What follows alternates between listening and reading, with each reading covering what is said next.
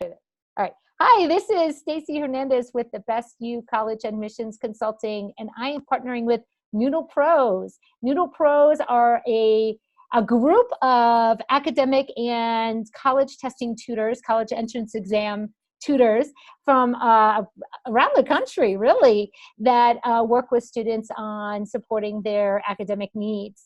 And I'm here with Jonathan Arak, a top tutor with Noodle Pros, and he just has an extensive background in working with students.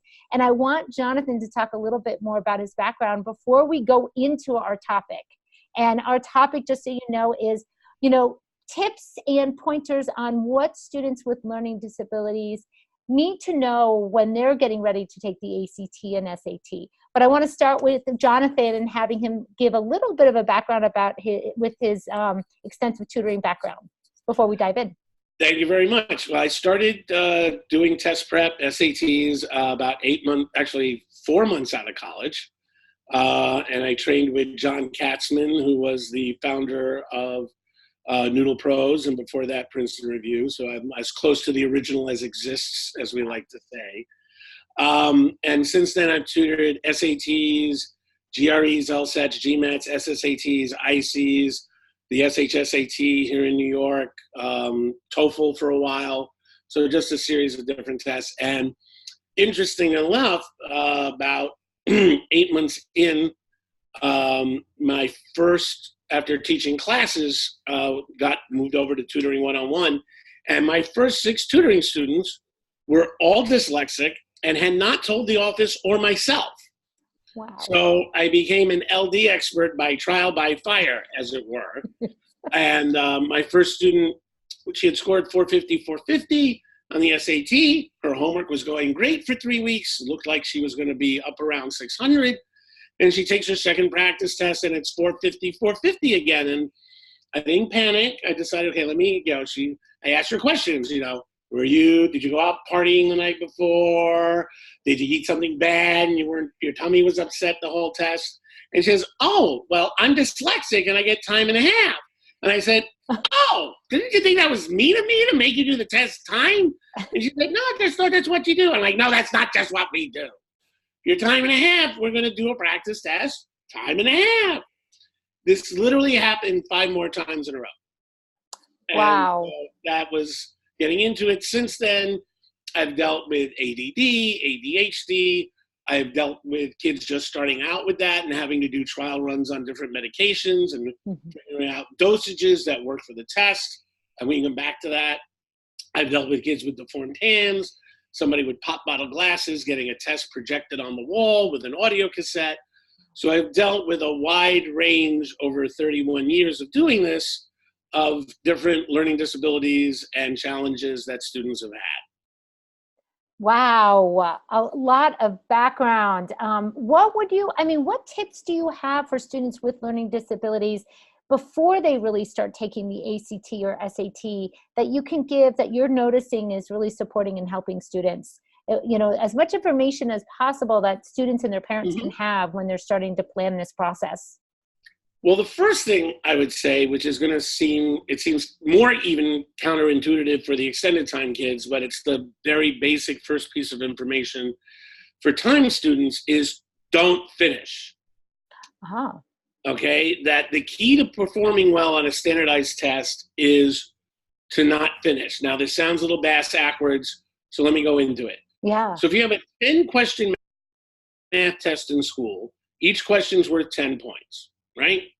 So let's say you make a careless mistake at the beginning and you go 2 times 3 is 5 because you added by accident instead of multiplying. We've all done it. Doesn't mean you don't know what 2 times 3 is. You're just going a little too fast for yourself and you glitch. Now in school, you write out all your steps because the teacher says, show all work. And to be honest, you should probably show almost all your work on an SAT or ACT as well to prevent from making careless mistakes. Well, because you showed all your work and that you understood the math concept, you're going to get partial credit. Now, depending on how mean or nice the teacher is, maybe -5, maybe -2. For the purposes of my conversation now, I'm going to say -2. So let's say that happens on 4 of the questions out of the 10. So you get 4 -2s, you get -8, you get a 92. You're happy. Mom's happy, dad's happy, the dog's happy, everybody's happy. You got a 92. Mm-hmm. On a standardized test, you just got a 60. Uh-oh. Not the same thing. So there's no partial credit on a standardized test.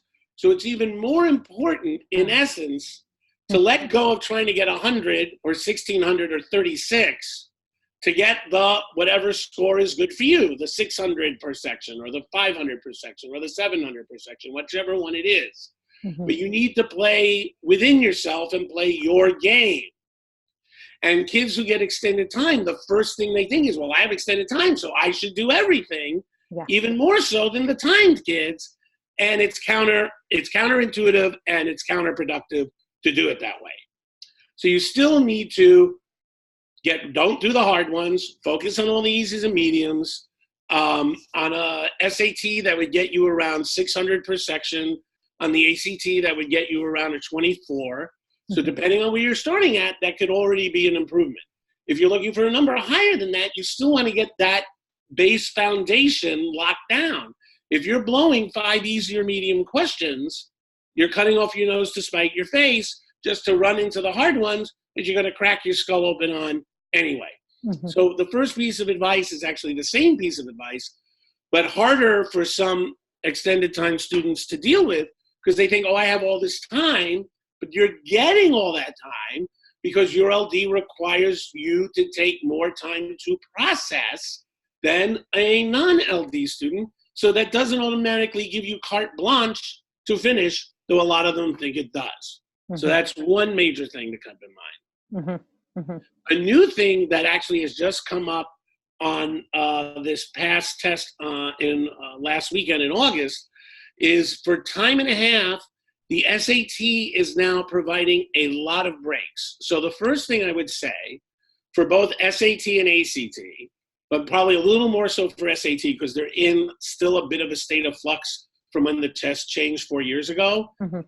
Changing things up, they made the experimental section permanent for everybody at the end of the test, whereas it used to come and go. So the main thing I would say is check the rules, okay? Because you're listening to me now, 12 months from now, whatever I'm saying may be a little off. So don't just take everything as carte blanche. Make sure you double check what the current status is. But for the the August 24th, 2019 test, there was a 5-minute break in the middle of section 1 on the SAT, then a 5-minute break after that section, then another 5-minute break after section 2, 5-minute break after section 3, 5-minute break halfway through section 4, and then another break at the end of it before the essay or the experimental. So a lot of extra break time. That's great, but I hadn't planned that out with any of my students to utilize it. Make sure you eat on each break, or let's eat on every other break, whatever would make the most sense for them to do a trial run. And I think that leads into another thought. Whatever you're going to do, try it out beforehand on a practice test. So eat every break. If you're a student with meds, right, for whatever your particular LD is, you might have an extended release that you want to take at the beginning, but you might a 5 milligram booster for halfway or 2/3 of the way through to carry you on a good plane to the end of the test. That all needs to be checked out and not, you may have a habit that you do for school that may need a little tweaking and adjusting for your SAT or ACT. If you have a tutor who's experienced, that's fine. If not, talk to your doctor and find out what he or she suggests that would work, because it's such a long mental marathon to focus through, just like a long day of school, but it's a little different. You're trying to perform at your peak all the way through, and you don't have an hour break for lunch like you do in your school day. Mm-hmm. So it's its own animal and something to be aware of. Wow. And I would assume that students with LDs, like even planning for these breaks, are so crucial. I have learning disabilities. I have 2 children with ADD and dyslexia at home. I am constantly planning ahead for them and myself in order to make everything go smooth, So I could imagine that threw kids off. Right. And an interesting thought on a prepping side, if you're taking a course or if you're working one-on-one with a tutor, I've had certain students where they don't like how they feel on the meds, and that's a legit thing. Right? I've had students where they really needed to be on it, and I could tell if they weren't in like 60 seconds. And certain students I would make an agreement with. I said, look, if we're meeting on the weekend and you don't take it on the weekends normally, okay. But if we're doing reading comp, you're going to have to take it that day because that's the hardest thing to focus on, and you're trying to absorb a whole passage. So make sure you be willing to bend and adjust to what's wanted and needed to make the preparation go well, and not just adhere to, I don't take it on the weekends, if that might actually be counterproductive for what you're trying to accomplish. So there's a little bit of that going on. The other thing is, and this is something for parents to be aware of, that especially if they've had, like I'm dealing with a family now, the 3 older kids did not have an ELD and the 4th kid does. And it has taken a long time to kind of get through the dad's head that this kid we can't do the prep the same way. Yes. And I need time when he's not in school because it takes him twice as long to do his schoolwork, and then trying to do SAT or ACT prep on top of that is almost cruel and inhuman punishment. Yeah. All right? So there's only so many hours in a day and only so many days in a week when school's going on. So another thought, and this is not good for every student, but something for parents to consider and for students, is if you're on a decent math track, it may sound early, but if you're on a good or an accelerated math track, prepping the summer before 11th grade can be very advantageous. All right. And it seems way early to people who are used to doing it in the spring of junior year. But let's talk about junior year. Junior year is the worst year academically for any student's life, especially at a high-paced, competitive high school, no matter where you are. Yep. Compared to college, and I always say it this way, people take umbrage with it, but college is a joke compared to 11th grade. You're only in class 15 to 20 hours a week instead of 35. You're not doing 5 or 7 extracurriculars. You're doing 1 or 2 you care about because grad school doesn't care about your extracurriculars like college does. So the time consumption, like you can get all your work done and sleep in college, whereas in 11th grade, it's a toss-up between the two once in a while. So the idea that you're going to put the SAT in second semester 11th grade, which is standard operational procedure in a lot of people's minds, and was when I went to high school, could be a really bad idea, especially if the kid's taking AP classes. Or in New York City, we have Regents exams, which is now another task. Back in the day, they were a joke. They are not a joke anymore. So you really want to look at your kid, or you're the student listening to this, look at your life, your schedule, and trying to get ahead of the game. Now, students don't want to give up their summer, but I've got 20 students on speed dial that wish they had done the prep before 11th grade started. Yeah. And if somebody comes to me, and whether they're LD or not, and they're doing 3 sports, forget it. All they're going to do is cry all year. Yeah, summer. There's not enough time. Summer. And especially with like I said, with an LD student, and it taking extra time to get the homework done. Everything's going to take time and a half or double time. And in a lot of cases, even if it's a time and a half student, I think of it as more as double time because they're going to jam on more stuff. They're going to have more obstacles along the way a lot of the time, not all the time. And so that's going to make it take longer, right? If you are working with a tutor, I always encourage my students to text me, bug me. Let me know when you're hitting a speed bump in the homework. Don't wait till I'm showing up for the appointment. Sometimes I can clear stuff up along the way on the phone, and it's easier for you. You're not feeling as pressured. You don't feel as bad about yourself because you couldn't understand something, and you get to move on and get through a chunk of your homework instead of feeling stuck in that you can't do it. So all that comes into play. I I'm trying to think, is anything else specifically? Yeah. What did you So have? just all this, I mean, so far it's just like planning ahead, Mm-hmm. thinking ahead. And when you say advanced math curriculum, you're talking algebra 2 by the end of sophomore year, so you can prep, or do you will like even pre-calc for Mm-hmm. sophomore year to be able to prep for a test? Not maybe pre-calc. If not, you can probably still do it. Don't forget, you could start the prep and then continue into the year.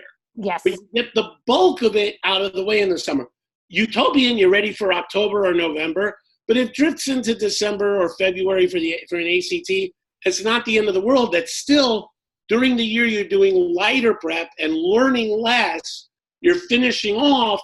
You're not starting and having the whole big project on your plate. And that makes a big difference. Mm-hmm. I noticed that some students with LDs, their prep may not be 2 months, and then they're going to score the top score on that. You know, like their prep sometimes stretches out 6 months or takes longer than, and meaning when we're talking about this, we're saying bumping up against the test, right? The official test. So if you are prepping over the summer for a student with LDs, it may take until, let's say, the December test or a January test or a March test to get there. But you're starting over the summer. You know, talk about that just real briefly.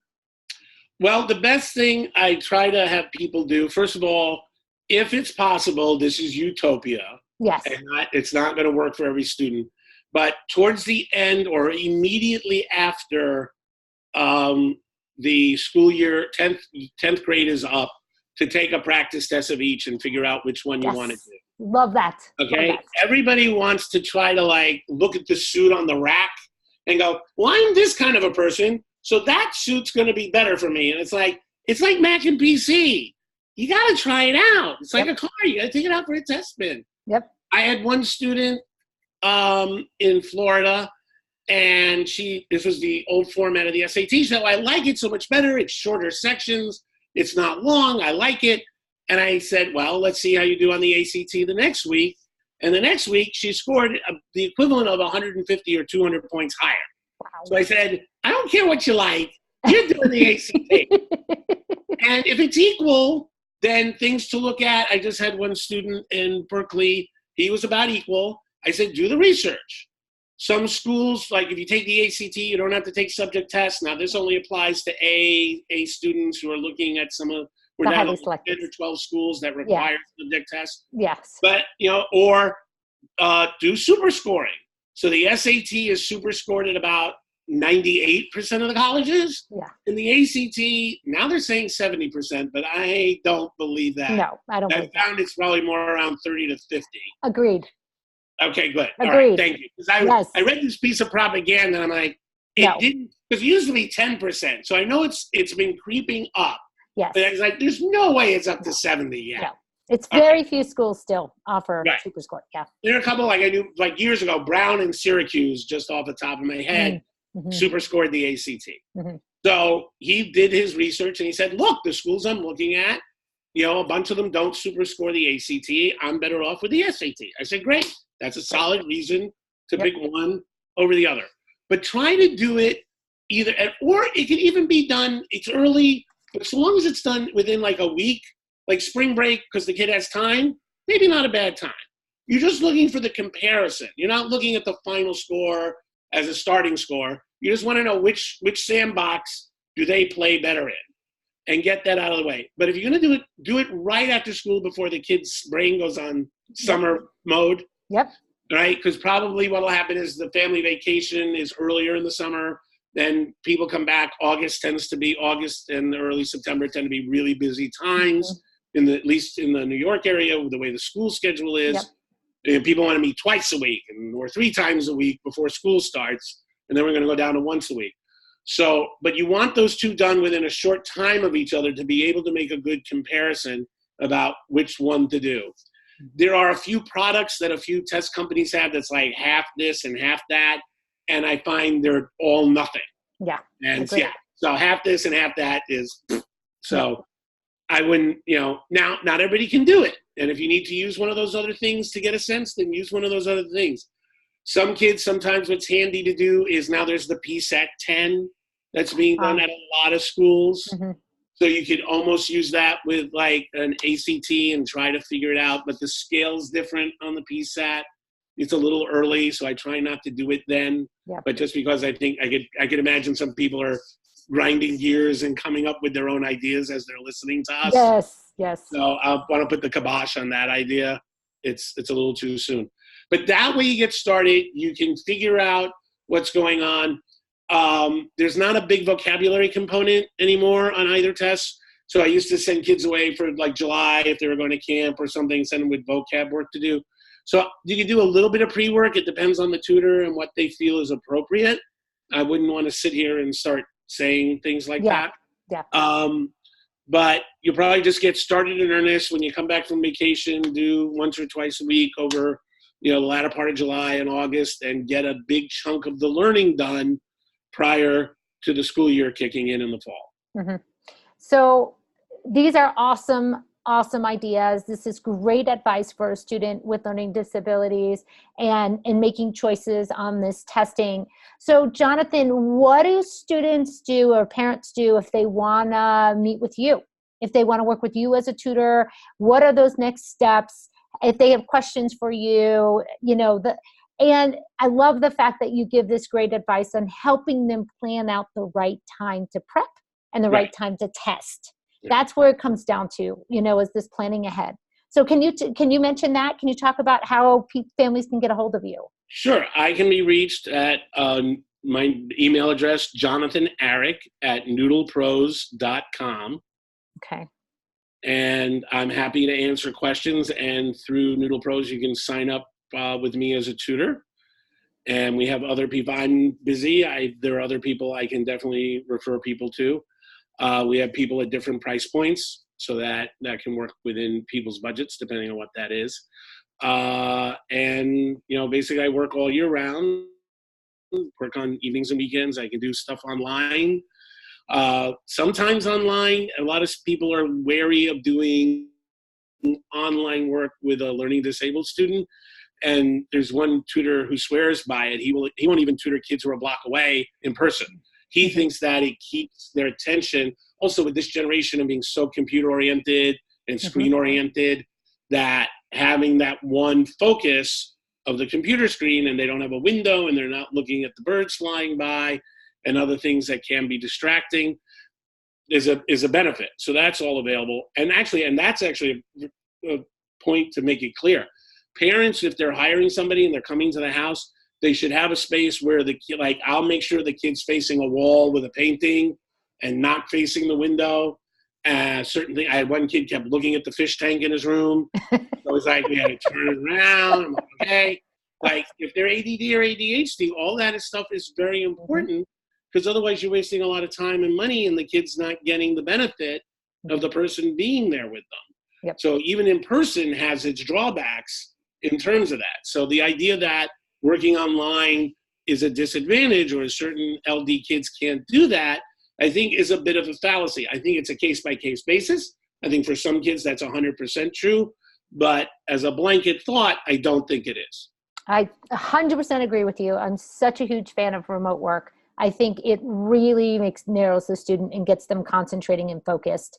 And that's the future. At school and college, they are with a device all the time in their classes. Yes. And now every school, almost every high school now, is making them have a device, so there is, I'm completely with you.